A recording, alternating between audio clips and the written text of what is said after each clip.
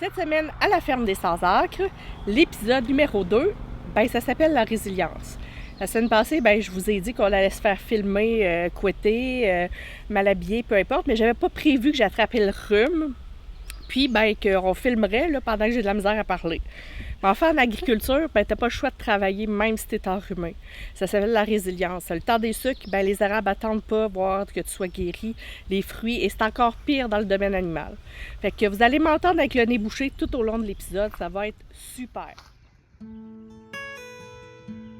Et cette semaine, je troque Charlotte contre Jessica. C'est ça, même couleur de cheveux.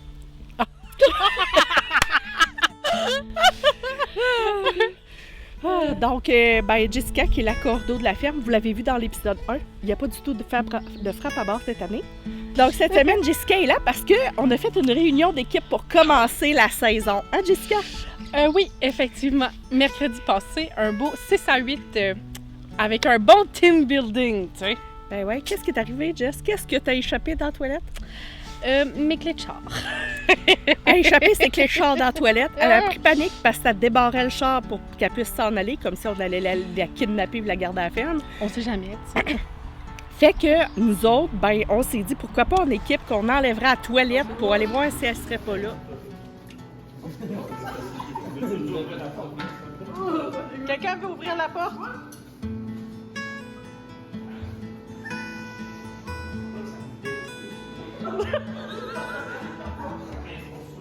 Ouais. C'est ce qu'on a fait en équipe, tout le monde ensemble. On a même ouvert la fosse septique avec une passoire, là, tu sais.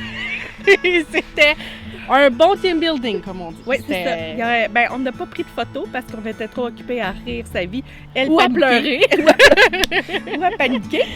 Parce que tout le monde était sur le bord de la fosse septique à vouloir récupérer ses clés. Puis on les a-tu récupérées? Non. Ouais, et les clés vont être ramassées par Sania Chemin lors du vidage de la fosse. Voilà.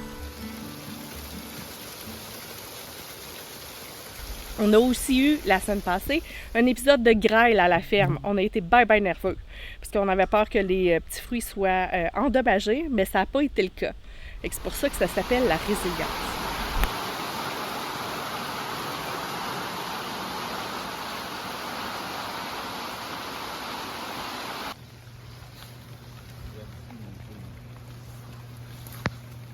Il n'y en a pas beaucoup, c'est juste pour vous. Je peux pas dire qu'ils m'ont tombé, là. Ça sera pas long.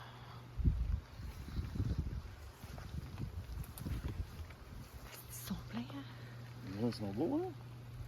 Ça nous a fait bien peur. En tout cas, moi, je paniquais pas mal plus que mon conjoint. Oui, c'est ça. Parce que je me disais, les fruits vont tous être tombés par terre. Ils étaient mûrs. Finalement, ça n'a pas été le cas. Sébastien m'a rassuré que l'autocueillette allait pouvoir commencer comme prévu. Et c'est ce qui se passe. Les gens cueillent des camerises depuis la semaine dernière.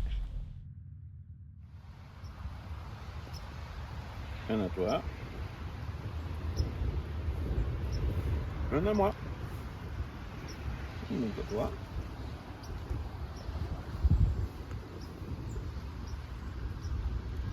Une seconde, une saison dans la peau, un petit printemps tout petit, ça me saute au visage et les arbres deviennent des arbres sans prévenir, comme si j'avais jamais vu ça. Juste une seconde et puis la joie enfouie, la joie surgit en milliers d'explosions minuscules. C'est un réveil d'oiseau, c'est un réveil d'oiseau, c'est un réveil d'oiseau. Oh, oh, oh, oh.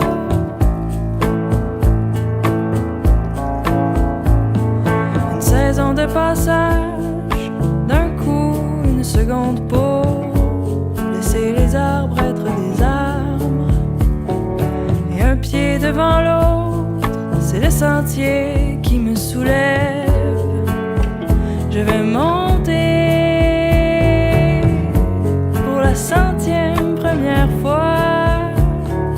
Juste une seconde et puis la joie enfouie, la joie surgit en milliers d'explosions minuscules. C'est un réveil d'oiseau. C'est un réveil d'oiseau. C'est un réveil d'oiseau. C'est un réveil d'oiseau. C'est un réveil d'oiseau. Oh, oh, oh,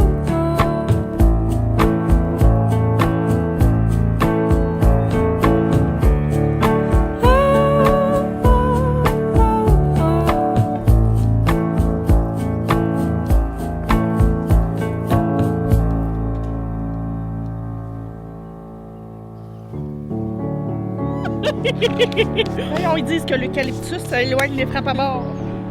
Pas de la bouteille. Pas convaincue. On va laisser ouverte.